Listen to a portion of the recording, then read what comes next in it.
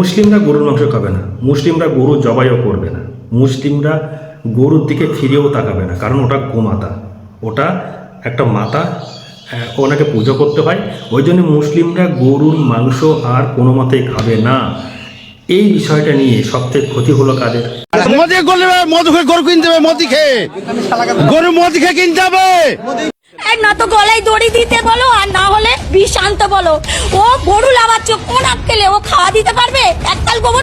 অতএব মুসলিম ভাইরা টেনশন নেবার কোনো কারণ নেই। খাবো না আমরা গরুর মাংস, খাবো না, আমরা অন্য কিছু খাবো। তাই বলে আমরা গরু কিনবো না ওদের কাছ থেকে। গরু কেনার সাথে সাথে পুলিশ ধরে নিয়ে যাচ্ছে বা নেতারা নিয়ে চলে যাচ্ছে। আপনার টাকা খরচ করে একদম কেনার কোনো দরকার নেই। যার জ্বালা সেই পোয়াবে। দেখুন না, দিন এগোতে দিন কি জ্বালাটা বেঁধে যায়। দেখুন ওই ইউপিতে খাটালগুলোতে গরু একদম হাড় বেরিয়ে গেছে, ওরা চিত হয়ে শুয়ে আছে না, ওই রকমভাবেই থাকবে। এমনি এখন দেখতে পাচ্ছি, গতকাল আসছিলাম রাস্তাঘাটে দেখলাম গোমাতা সব ছেড়ে দেওয়া, মানে বাইক চালাচ্ছে, বাইকের নিচে গিয়ে পড়ছে, অ্যাক্সিডেন্টও হচ্ছে।